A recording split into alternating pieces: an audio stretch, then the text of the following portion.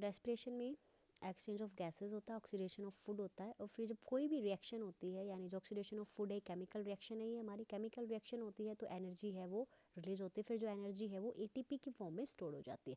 तो ये सब प्रोसेस है, ये ब्रीदिंग में नहीं होता है, ना ही कोई एनर्जी रिलीज होती है और ना ही इसमें कोई एंजाइम का काम होता है। अब यूज़ ऑफ एंजाइम, कोई केमिकल रिएक्शन होती है उसको बूस्ट अप करने के लिए या एनर्जी रिलीज करने के लिए ऑक्सीडेशन में एंजाइम की ज़रूरत पड़ती है।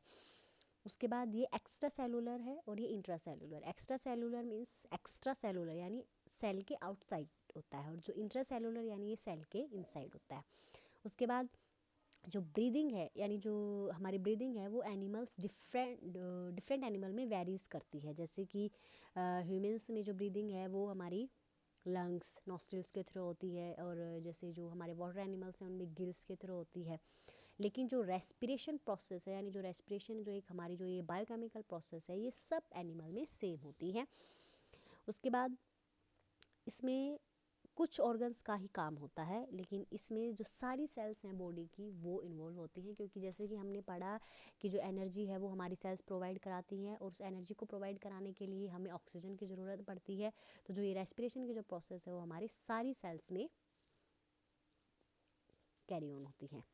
अब इस डिफरेंस से रेस्पिरेशन के बारे में हमें क्या समझ में आया? ये समझ में आया कि सबसे पहले तो हम ऑक्सीजन लेते हैं इन्वायरमेंट से, फिर जो ऑक्सीजन है उसका हम यूज़ करते हैं फूड के ऑक्सीडेशन के लिए। फूड के ऑक्सीडेशन के बाद हमें जो हमारी जो CO2 है वो एलिमिनेट करते हैं। फिर कोई भी जब रिएक्शन होती है तो एनर्जी रिलीज होती है, फिर जो एनर्जी वो ATP की फॉर्म में कंजर्व हो जाती है हमारी बॉडी में। तो जो ये जो स्टेप हैं ये हमारे रेस्पिरेशन के स्टेप कंप्लीट हो गए, 1 2 3 4 और 5th।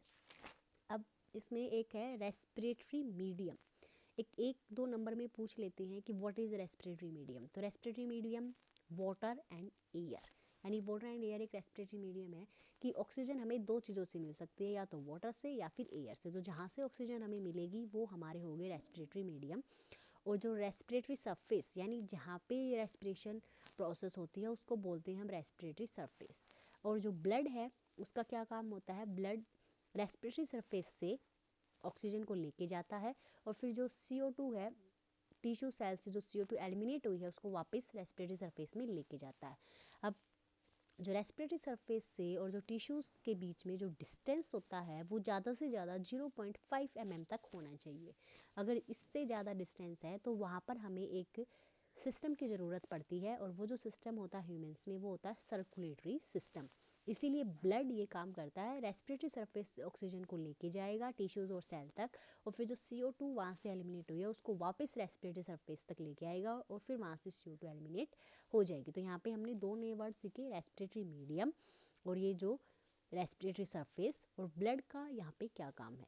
0.5 mm का डिस्टेंस होता है रेस्पिरेटरी सरफेस और टिश्यूज़ और सेल्स के बीच में। अगर उससे ज़्यादा है तो हमें एक सर्कुलेटरी सिस्टम की नीड पड़ती है जिसमें ब्लड और हार्ट हैं वो काम करते हैं।